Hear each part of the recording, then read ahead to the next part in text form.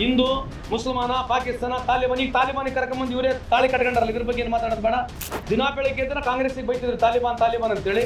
ಇವತ್ತು ನೀವೇ ಪ್ರೋಟೋಕಾಲ್ ಕರ್ಕೊಂಡ್ಬಂದು ಗಾಡ್ ಆಫ್ ಆನರ್ ಮಾಡಿದ್ರಿ. ಯುಪಿನಲ್ಲಿ 25 ಲಕ್ಷ ಜನ ಈ ದೇಶದ ಪಾಸ್ಪೋರ್ಟ್ ಬಿಟ್ಟು ಹೋಗ್ಯಾರ. ಈ ದೇಶದ ಪಾಸ್ಪೋರ್ಟ್ ಸರೆಂಡರ್ ಮಾಡಿದ್ರು 25 ಲಕ್ಷ ಜನ. ಇದ್ರ ಬಗ್ಗೆ ಚರ್ಚೆ ಇಲ್ಲ. ಬೇರೆ ಚುನಾವಣೆ ಮೋದಿ ಸಾಹೇಬ್ರು 10,000 ಕೊಟ್ಟಾರಲ್ಲ, ನಮ್ಮ ಅಮ್ಮಗೆ ನಮ್ಮ ಅಕ್ಕ ತಂಗಿಯರಿಗೆ 10,000 ಕೊಟ್ಟಾರೆ. ಭಾರತ ದೇಶದಲ್ಲಿ Bihar one of the most poor state in everywhere.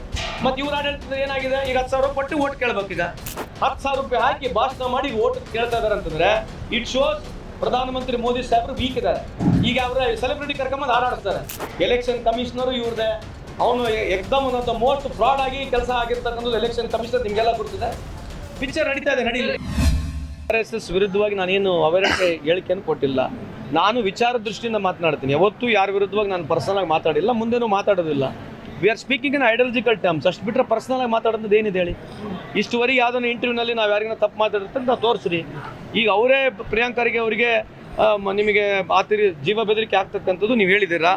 So definitely ಎದುರ್ತಕ್ಕಂಥದ್ದೇನು ಅವಶ್ಯಕತೆ ಇಲ್ಲ. ಇಡೀ ಕಾಂಗ್ರೆಸ್ ಪಕ್ಷ, ಇಡೀ ಭಾರತ ದೇಶದಲ್ಲಿರ್ತಕ್ಕಂಥ ಹಿಂದೂ ಮುಸ್ಲಿಂಗಳು, ಒರಿಜಿನಲ್ ಹಿಂದೂಗಳು, ಸಿಖ್ ಇಸಾಯಿಗಳು ಎಲ್ಲರೂ ನಾವು ಅವ್ರ ಜೊತೆಗೆ ಇದ್ದೀವಿ. ಬೇರೆ ಬೇರೆ ಸಚಿವರಿಗೆ ಏನಾರ ಬೆದರಿಕೆ ಬರ್ತಾ ಇದೆಯಾ ಹೇಗೆ? ಇಲ್ಲ, ಆ ಥರ ಏನು ಬಂದಿಲ್ಲ. ಬಂದರೆ ಹೇಳ್ತೀವಿ ನಿಮಗೆ ಖಂಡಿತ. ನನಗಿಷ್ಟ ನಂದಿನಿ ತುಪ್ಪ, ಶುದ್ಧ ತುಪ್ಪ ಅಂದರೆ ನಂದಿನಿ. ಈ ದೇಶದಲ್ಲಿ 5 ಸೆಮಿಕಂಡಕ್ಟರ್ ಪ್ರಾಜೆಕ್ಟ್ ಮಾಡಿದ್ರು. 5,000 ಕೋಟಿ ಒಂದೊಂದು ಸೆಮಿಕಂಡಕ್ಟರ್ ಪ್ರಾಜೆಕ್ಟು.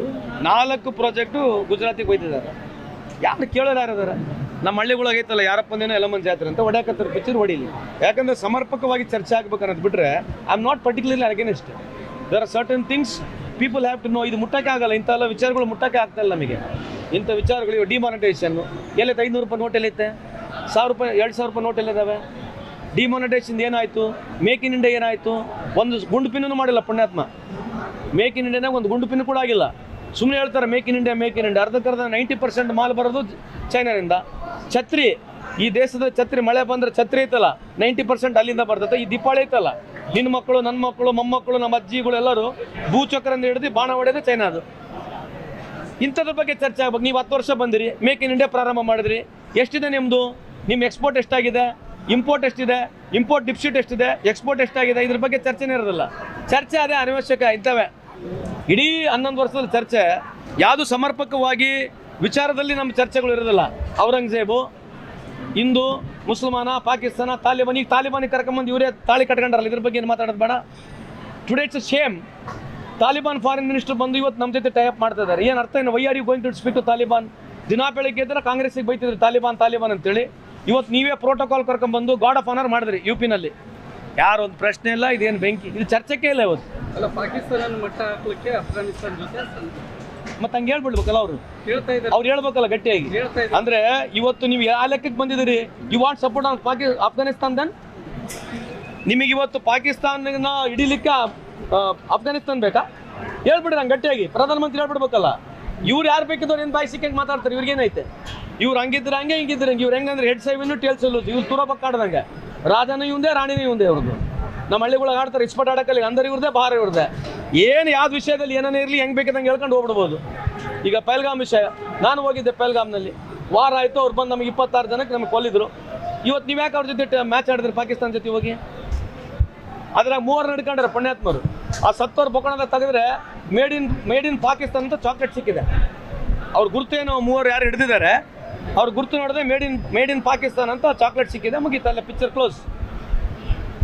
ಈ ಥರ ವಿಚಾರಗಳು ಆದರೆ ನೋಡ್ರಿ, ಈ ದೇಶ BJPದಲ್ಲ ಕಾಂಗ್ರೆಸ್ದಲ್ಲ. ನಾವು 100 ಸಲ ಹೇಳ್ತಿದ್ದೀವಿ. ಈ this country belongs to everybody. ಏನೋ ಅಧಿಕಾರದಾಗಿರ್ಬೇಕು, 24 ತಾಸು ಗೆಲ್ಬೇಕು ಚುನಾವಣೆ. ಈಗ ಒಬ್ಬ ಪ್ರಧಾನಮಂತ್ರಿಯವರು ಒಂದು ಚುನಾವಣೆಗೆ ಎಸ್ಸಲ್ಲಿ ಹೋಗ್ಬೋದ್ರಿ? ಅಂದಾಜು ಹಾಕ್ರಿ ನೀವು. ಬಿಹಾರಿಗೆ 40 ಟೈಮು, 50 ಟೈಮು, UPಗೆ 60 ಟೈಮು, 70 ಟೈಮು, ಕರ್ನಾಟಕಕ್ಕೆ 30 ಟೈಮು, 40 ಟೈಮು. 11 ವರ್ಷ ಅವಧಿಯಲ್ಲಿ ಯಾವುದೇ ರಾಜ್ಯ ಸರ್ಕಾರ ಚುನಾವಣೆ ಆದರೆ 40 ಟೈಮು, 30 ಟೈಮು, 50 ಟೈಮು ಒಬ್ಬ ಪ್ರಧಾನಮಂತ್ರಿ ಹೋದರೆ ಏನಾಗ್ಬೋದು ಹೇಳ್ರಿ ದೇಶಕ್ಕೆ? ಏನು ಗೆಲ್ಬೋದು ಅಷ್ಟೇ ತಾನೇ? ಆಯಿತು, ನೀವು 11 ವರ್ಷದಿಂದ ಗೆದ್ದಿದ್ದೀರಿ. ಏನಾಗಿದೆ ಅದ್ರ ಬಗ್ಗೆ ಎಲ್ಲ ಮಾಹಿತಿ ಬೇಕಲ್ಲ. Today you are there in power for 11 years. Anything which can substantiate apart from speaking orally ಮಾತಾಡ್ಬೋದು. ಟಿವಿಗೆ ನಮ್ಮ ಜೊತೆ ವಿರುದ್ಧವಾಗಿ ಮಾತನಾಡ್ಬೋದು. ಎಲ್ಲನ ಒಂದು ರೆಕಾರ್ಡ್ನಲ್ಲಿ, ಯಾವುದನ್ನ ಒಂದು ರೆಕಾರ್ಡ್ನಲ್ಲಿ, ಎಲ್ಲನ ಒಂದು ರೆಕಾರ್ಡ್ನಲ್ಲಿ ತೋರಿಸ್ಬೋದಾ ನಮ್ಮಲಿಂದ ಇಷ್ಟು ವರ್ಷದಲ್ಲಿ ಇಂಥದ್ದಾಗಿದೆ ಅಂಥೇಳಿ? ಇವತ್ತು ಪಾಸ್ಪೋರ್ಟ್ ಹೇಳ್ದಲ್ಲ, 100 ಸಲ ಹೇಳ್ತೇನೆ, 25 ಲಕ್ಷ ಜನ ಈ ದೇಶದ ಪಾಸ್ಪೋರ್ಟ್ ಬಿಟ್ಟು ಹೋಗ್ಯಾರ. ಈ ದೇಶದ ಪಾಸ್ಪೋರ್ಟ್ ಸರೆಂಡರ್ ಮಾಡೋಗಿದ್ದಾರೆ 25 ಲಕ್ಷ ಜನ. ಇದ್ರ ಬಗ್ಗೆ ಚರ್ಚೆ ಇಲ್ಲ ಅಂತಕ್ಕಂಥದ್ದು ಹೇಳಿದ್ವಲ್ಲ. ಸುಮಾರು ಮೋರ್ ದನ್ 85% ಜನ ಇದ್ದಾರೆ ಕರ್ನಾಟಕದಲ್ಲಿ. ಆಲ್ ಓವರ್ ಇಂಡಿಯಾ 90% ಮೇಲೆ ಜನ ಅಸಂಘಟಿತರಿದ್ದಾರೆ. ಇವರಿಗೆ ಒಂದು ಲೆವೆಲ್, ಎಲ್ಲರಿಗೆ ಯಾರು ಸಣ್ಣ ಸಣ್ಣ ಕಸುಬು ಮಾಡ್ತಕ್ಕಂಥ ಸಣ್ಣ ಸಣ್ಣ ಸಮಾಜಗಳು, ಕೈ ಕೆಲಸ ಮೇಲೆ ಆಧಾರಿತಕ್ಕಂಥ ಸಮಾಜಗಳನ್ನ ಸುಮಾರು 101 ಸಮಾಜಗಳನ್ನ ಗುರುತಿಸಿದ್ದೇವೆ. ಅವ್ರಿಗೆ ಇನಿಷಿಯಲ್ ಆಗಿ ಈಗ ಸ್ಮಾರ್ಟ್ ಕಾರ್ಡ್ ಕೊಡಬೇಕು. ಬೆನಿಫಿಟ್ ಏನು ಭಾಳ ದೊಡ್ಡ ಪ್ರಮಾಣದಲ್ಲಿ ಇಲ್ಲ. ಟ್ರಾನ್ಸ್ಪೋರ್ಟ್ ಡಿಪಾರ್ಟ್ಮೆಂಟಲ್ಲಿ ಸ್ವಲ್ಪ ಬೆನಿಫಿಟ್ ಸ್ವಲ್ಪ ದೊಡ್ಡ ಮಟ್ಟದಲ್ಲಿದೆ. ಅದಕ್ಕೆ ಸನ್ಮಾನ್ಯ ಮುಖ್ಯಮಂತ್ರಿ ಅವರಿಗೆ, ಸರ್ಕಾರಕ್ಕೆ ನಾವು ಇಡೀ ಅಸಂಘಟಿತ ವಲಯದಲ್ಲಿ ಬರ್ತಕ್ಕಂಥ ಸುಮಾರು 1,30,00,000 ಏನು ಕುಟುಂಬಗಳಿದ್ದಾವೆ, ಕೆಲಸ ಮಾಡ್ತಕ್ಕಂಥವ್ರು ಯಾರು ESI ಇಲ್ಲ, PF ಇಲ್ಲ, ಅವ್ರಿಗೆ ಆಕಸ್ಮಿಕವಾಗಿ ಅವ್ರ ಮನೇಲಿ ಏನೇನು ಸಾವಾಗಿದ್ರೆ, ಅವ್ರಿಗೇನೇನು ತೊಂದರೆ ಆದರೆ, ಅನಾನುಕೂಲ ಆದರೆ, ಹೆಲ್ತ್ ಇಶ್ಯೂಸ್ ಆದರೆ, ನಮಗೆ ನಮ್ಮ ಇಲಾಖೆಯಿಂದ ಆಗಿರಲಿ ಇಡೀ all over Karnataka throughout India there is no any schemes for unorganised sector. So ಹಂಗಾಗಿ ಇವತ್ತು ನಾವು ಸ್ಪೆಷಲ್ ಆಗಿ ಒಂದು ರೂಪಾಯಿ ಅಥವಾ ₹1 ವಿಶೇಷವಾಗಿ ಡೀಸೆಲ್ ಮೇಲೆ, ಪೆಟ್ರೋಲ್ ಮೇಲೆ ನಾವು ಸೆಸ್ಸನ್ನು ಕೇಳ್ತಾ ಇದ್ದೀವಿ. ಸೆಸ್ ಸಿಕ್ಕಿದ್ದಲ್ಲ ಅದಾಗ ಏನಾಗುತ್ತೆ, ಜಾಸ್ತಿ ದುಡ್ಡು ನಮಗೆ ಈ ಒಂದು ಅನ್ಆರ್ಗನೈಸ್ ಸೆಕ್ಟರ್ಗೆ ಬರುತ್ತೆ. ಇದರಿಂದ ಭಾಳಷ್ಟು ಜನಕ್ಕೆ, ಇಡೀ ಅನ್ಆರ್ಗನೈಸ್ ಸೆಕ್ಟರ್ ಇರ್ತಕ್ಕಂಥ ಪ್ರತಿಯೊಬ್ಬರಿಗೆ ಅನುಕೂಲ ಮಾಡಲಿಕ್ಕೆ ಕೆಲಸ ಆಗುತ್ತೆ. ಇದ್ರ ಬಗ್ಗೆ ಜಾಸ್ತಿ ಅವೇರ್ನೆಸ್ ಕ್ರಿಯೇಟ್ ಮಾಡಬೇಕು, ಒಂದು ಮೂಮೆಂಟಮ್ ಬಿಲ್ಡ್ ಆಗಬೇಕು, ಅವ್ರ ಜೊತೆ ಹತ್ರಕ್ಕೆ ಬರಬೇಕು. ನಾವು ಮಾಡಿರ್ತಕ್ಕಂಥ ಕಾರ್ಯಕ್ರಮಗಳ ಬಗ್ಗೆ ಅವ್ರಿಗೆ ಮಾಹಿತಿ ಕೊಡಬೇಕು, ಕಾರ್ಡ್ ಕೊಡ್ಲಿಕ್ಕೆ ಬಂದಿದ್ದೇವೆ. ಈಗ ಅವ್ರು ಹೇಳಿರ್ತಕ್ಕಂಥದ್ದು ನಾವು ಮಾತಾಡಕ್ಕೆ ಬರೋದಿಲ್ಲ. ಅದೇ ಹೇಳ್ತೀನಿ, ಅಭಿವೃದ್ಧಿ ಅಂತಕ್ಕಂಥ ಇದನ್ನೂ ಒಂದು ಅಭಿವೃದ್ಧಿನೇ. ಒಬ್ಬ ಮನುಷ್ಯನಿಗೆ ಬೇಸಿಕ್ ಮಿನಿಮಮ್ ದುಡ್ಡು ಕೊಡ್ತಕ್ಕಂಥದ್ದು ಒಂದು ಅಭಿವೃದ್ಧಿನೇ. ಒಬ್ಬ ಮನುಷ್ಯನಿಗೆ ಬೇಸಿಕ್ ದುಡ್ಡು ₹6,000 ₹8,000 ಮನೆಗೆ ಮುಟ್ಟೋದು, that's also one part of development only. Bihar ಚುನಾವಣೆ ಮೋದಿ ಸಾಹೇಬ್ರು 10,000 ಕೊಟ್ಟಾರಲ್ಲ, ನಮ್ಮ ಅಮ್ಮಗೆ, ನಮ್ಮ ಅಕ್ಕ ತಂಗಿಯರಿಗೆಲ್ಲ 10,000 ಕೊಟ್ಟಾರೆ. ಬಿಹಾರ್ ಚುನಾವಣೆಯಲ್ಲಿ ಭಾಳ ಒಳ್ಳೆ ಪ್ರಶ್ನೆ ಕೇಳಿದ್ರಿ ನೀವು. ₹10,000 ಕೊಟ್ಬಿಟ್ರೆ ಆಲ್ರೆಡಿ ಬೋನಸ್. 11 ವರ್ಷ ಕೆಲಸ ಮಾಡಿ ಪ್ರಧಾನಮಂತ್ರಿ ಆಗಿ 20-25 ವರ್ಷ BJಪಿಯಲ್ಲೇ ಆಡಳಿತದಿದ್ದು 43,000ರಿಂದ 60,000 ಒಳಗೆ ಪರ್ ಕ್ಯಾಪಿಟಲ್ ಇನ್ಕಮ್ ಇದೆ ಬಿಹಾರ್ನಲ್ಲಿ. ಬಿಹಾರ್ ಎಷ್ಟು ಪ್ರಗತಿ ಆಗಿದೆ ಅಂತಂದರೆ, ವರ್ಷಕ್ಕೆ ಆದಾಯ ಇರ್ತಕ್ಕಂಥದ್ದು ಕೇವಲ 60,000.